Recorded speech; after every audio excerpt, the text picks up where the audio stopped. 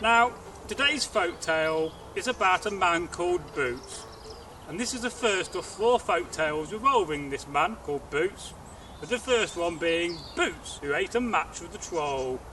And the second story I'll be telling in this chain of 4 stories is Boots, who made the princess say, "Now that's a story."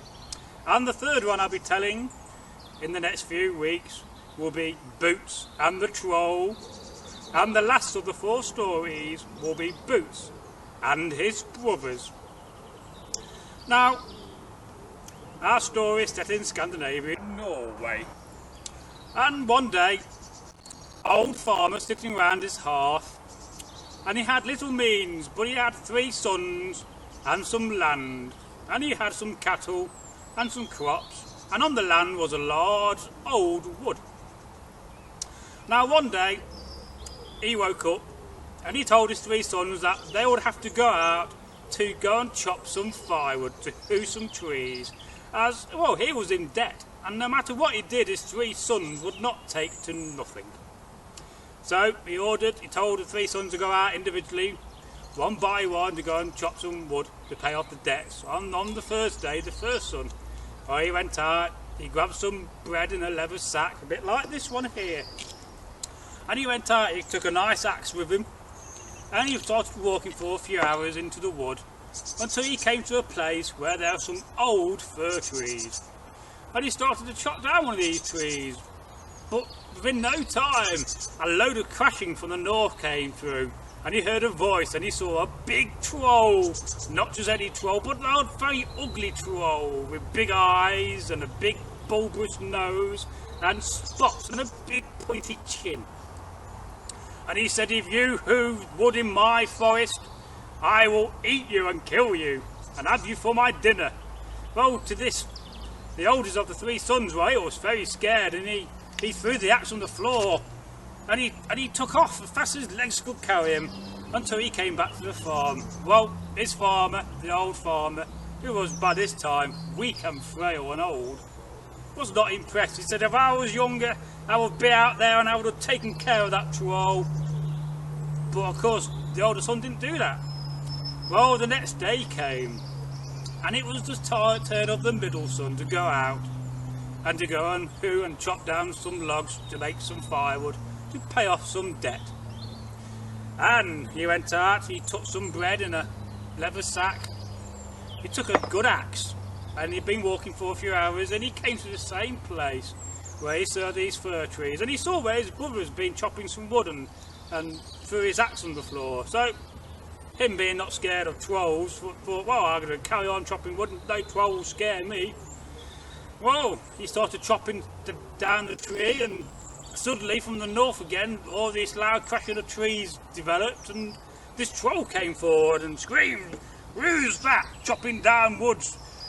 If you chop down and hew trees in my wood, I will eat you for my dinner." Well, to this, the middle son, he was extremely scared. This troll was big, massive, very tall, and very muscular, and very ugly. And he threw down the axe, and he left the leather bag behind with the bread, and he took off. He fast as his legs could carry him through the wood, until eventually he came back in the early evening to the farm. And this father, the farmer, he was not impressed by that. He said, "If I was 20 years younger, I would have taken that troll out and still chopped a load of wood up." Well, the next day it was the turn of the youngest of the 3 sons, and his name was Boots, and he is the main character of the story and the folk tale. And he looked at the 2 brothers, who both failed, and said, I'm going to go out, I'm going to chop down some trees, and I'll do this, unlike what you 2 did, and both ran away. But he went in the kitchen to see his mother, and there was no bread, and there was no cheese. So he asked his mother, said, "Could you make me some cheese?" And she did this. She made a way of cheese, but it was still too wet. So he got a leather scrip bag, and he put it inside the bag so he could eat it later. And he got a good axe, a bit like this one, and he started to walk in the wood. After a couple of hours, he came to the same place. He saw the 2 axes on the floor, and the tree which his 2 older brothers had been trying to chop down but failed because of the big ugly nasty troll.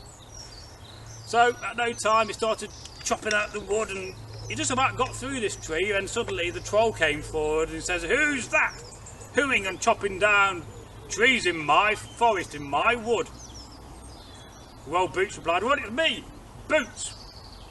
And he was very clever, very quick-witted. He grabbed the bag and he took out the whey of cheese, and he got the whey of cheese in his hand, and he squeezed it until all the water came out. He said, "If you come and tap me, I will get your head and I will squeeze it like this stone until all the water pops out." Well, to this the troll was scared. He has never seen nobody squeeze a stone and squeeze water out of it. So he said, "I'll tell you what, because I need firewood for my stove and my hearth, I will help you to chop down some trees." So on that day, Boots and the troll, they spent all afternoon hewing down logs and chopping down and making firewood. But it got quite late, and the troll said, "Well, it's getting very late in the day and you're not going to get back to your farm in time. You best come back with me to my house." So Boots, he did this. He followed the troll, and to no surprise, the troll lived in a large abandoned cave, and the cave had all kind of furniture and some big cauldrons, kettles. And Boots said to the troll, "Well, we need to make a fire and get some food. I'm hungry." So the troll, not the giant, it is the troll, said, "Well, you go and get some water from the spring in those kettles, and I will make a fire and make us porridge." Well, Boots, he liked porridge, so he agreed to this, but when he tried to lift the kettle up, no matter what he did, he could not lift it up. It was too heavy, and he didn't want to seem weak in front of the troll. So he said, "I'll tell you what," said, "messing around with this kettle, I'll just go and get and carry the spring back." Well, the troll was not happy at this, said, "I need that spring for my water. You start the fire and I will go and get some water in that big kettle." So that's what the troll did.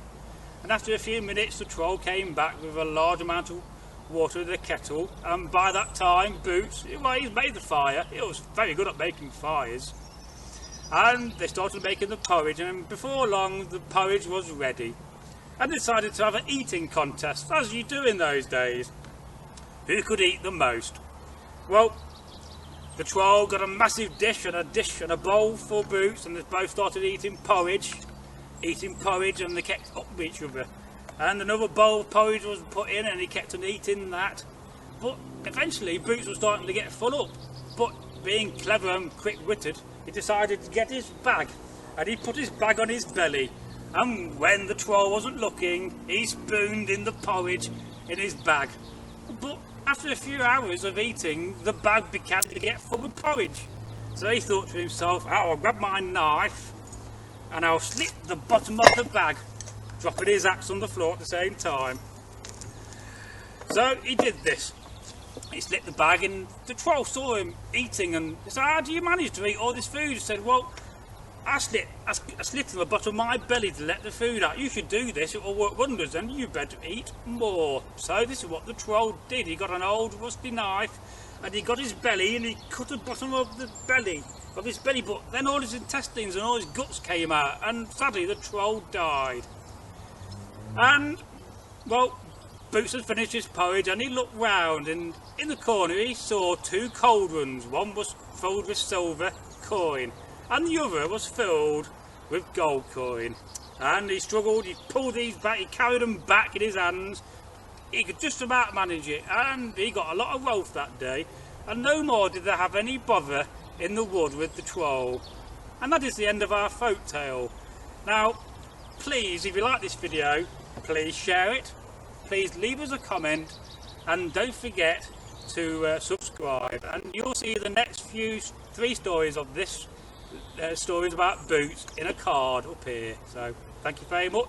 Was hail, good health, don't drop my axe, and I will see you in the next story from Northworthy Sagas and Stories.